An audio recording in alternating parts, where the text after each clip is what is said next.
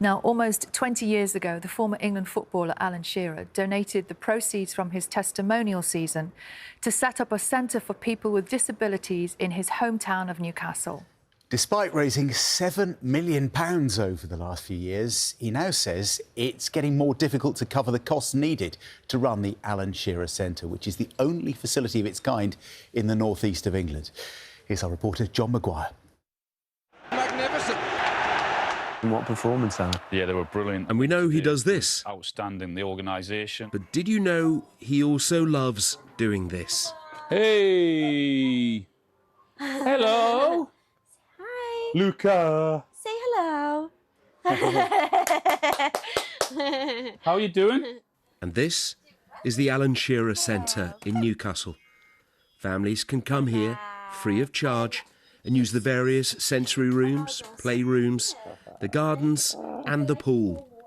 It means a huge amount to a suitably dressed Luca and his family. Yeah. He looks great. Yeah. And I love your top. He's doing so well. Newcastle top. Yeah. He'd done his first crawl to step in here. It was the first place he had ever done it. We try always at home to do it, but I think because it's such a comfortable environment for him and there's so much going on to distract him from doing what we want him to do at home, in here it's so stimulating. And obviously to try and reach things, it was his first time he actually managed to get himself up onto his hands and knees and crawl up onto here. Just went straight outside. I would be here, I was like, oh my God, he's just done his first step sort of thing. And the girls were obviously like, oh my God, give him a round of applause, which you love, don't you, Luca? You love getting the attention. Wow, look at you swim. You're amazing. In the hydrotherapy pool, Alan meets Lilith, who wasn't always so keen on getting wet. She was terrified of going in the bath at home, or if it's raining, she didn't like the feeling of the rain on her head. But now she's great, aren't you? And she loves, you can't get her out now, she loves it. She just likes to drown Grandma. The centre opened almost 20 years ago, with Alan using money from his testimonial year to fund it. Geordie royalty were out in force for the launch, and after a tumultuous couple of weeks for his hometown with the Carabao Cup win, the good news continues as the Alan Shearer Foundation announces it's raised more than £7 million since its inception. The money's used to run and improve the centre. A new woodland area is blooming in its first spring. Come on in.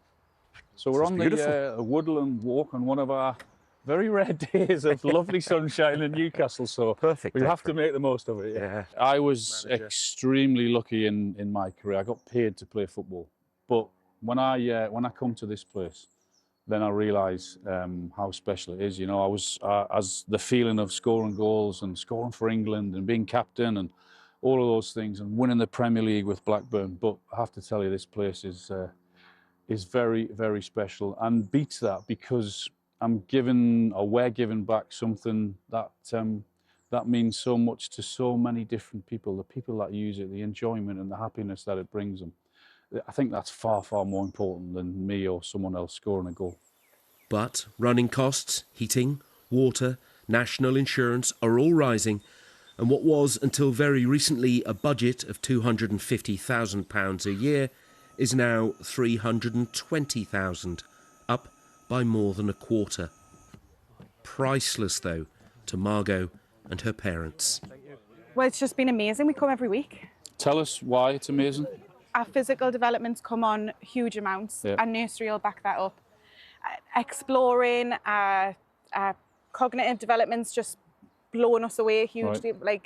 So it's just fab. It is such a fab place to come, and it feels safe. Right, yeah. I feel like I can just take a step back. Yeah.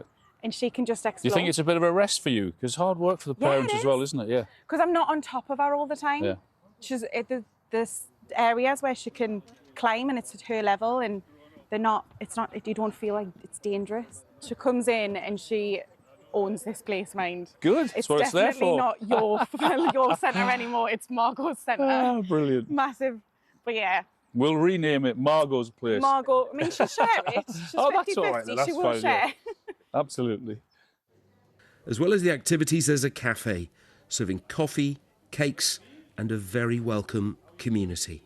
It's really important for families to get to know each other. They can share their stories, they can share how they're feeling, how they feel about the place, and they can pass on information to each other as well, share their experience, you know, signpost each other and helping each other, which is a great benefit as well. When Alan Shearer decided to invest money and time here, the former England captain wanted to make a difference. And almost 2 decades on, he's still doing what he did better than almost anyone else. If not scoring goals, then very much achieving them. John Maguire, BBC News, Newcastle. Well, Alan joins us now. Morning. Morning. You must be really proud when you watch that, of all those years of helping and supporting people, but it's not getting easier, is it? No, it's getting more difficult to raise funds, as we know.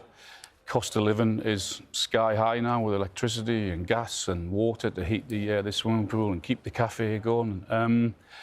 We give it away for free, which I think is really, really important. And up until maybe 6 or 7 months ago, we had to raise 250,000, but that's now gone up to 320,000, what we have to raise every single year for all our users to use it and get the benefit out of it. And hopefully you can see by watching the film there how much it means not only to me, but to, more importantly, I think, to the people that use it. It really is an incredible place. Can you put into words what that place means? So you can see you smiling and chatting with Luca and stuff, that, you know, you love it there. Yeah, it really is. I do. It means so much. I said I was lucky enough to be paid to play football for a living. So I've got lucky. Some people aren't as lucky, and I think it's really important that I try and give something back, and that's my way of trying to do that. And back in 2006, when I had my testimonial, we raised just over £1 million. The easy part was actually giving the money away, but deciding where to give it was really difficult. And a friend of mine came to me with a design, this old derelict building just in Newcastle. This is the project. And I looked at it and I thought, wow, it looks amazing. And it's turned out every bit out the way I wanted it to. And it's incredible because it's difficult anyway when you've got kids, but to have a child with a disability, the time that they have to give up, the energy that it has, and there isn't anywhere for these guys in Newcastle. I just thought it was really important we try and give something back, and it's a great place. We talk a lot on this programme about carers, people who look after members of their family and loved ones. What kind of a gap does the centre fill for those people? That is it. There isn't anywhere else like that in the North East, whether it's the sensory rooms or the music rooms or the therapy rooms or the swimming pool or even the outdoors. I mean, the outdoors have proven to be such a great place, because that's what we learnt from COVID, that the outdoor area was so beneficial, not only to the children that use it, or to the parents as well. It gives the parents a little bit of a respite and a little bit of a break, and you see how much the kids actually improve by being in there. But it's really difficult because so many people have been really, really generous over the years, whether it's my friends, whether it's donations, or whatever it may be. We have a ball every single year, and the artists that have actually turned out for us. I mean, back in 2012, Ronan Keating came, Gary Barlow, we've had Ed Sheeran, we've had Lewis Capaldi, we've had Sam Fender, we had Sting. I mean, all these guys that have, I apologise if I've missed anyone out over the years, but all these artists come up to Newcastle for nothing, to come and perform for a night, just to give us the much-needed funds that we need. And over the years, you've raised, what, £7 million, which is a huge amount of money. And yet, we're talking this morning again about the state of the economy and the prospects of recession and national insurance, all this sort of stuff. As we go forward, that money just goes so quickly. Well, it is. It's to keep it running, and more importantly, it's to give it away to our users. We have over 5,000 members, so to give that away for free every single day, every single month, every single year, we need the costs, and that's what I'm here today to hopefully to try and shine a light, to try and use people's generosity again. And if they can do, they can go onto the website on the Alan Shearer Foundation. It should be really easy to go on there and donate. What would you say to those people who might think that this is something that you put your name on and it just goes and looks after itself? How much of a part of your life is this? It's difficult. I mean, I have to keep relying on people. Luckily, I've got a phone book that's got a lot of contacts in there, and I have to keep leaning on a lot of people. But it was really important to me that, yes, my name might be above it, but there's a great team that help run it. I can go out and get and hopefully get people, as I said, to lean on and use people that way. But it's a unique place. It's very different, and when you walk in there, it has such a special feeling. And when you see the pictures of the people that use it, the kids that use it, and the young lady who gave me a hug there at the end, Carolyn, she's been there from the very, very first day. She went there to use the centre. She now helps out and works in there. So it's a very, very special place and means so much to me.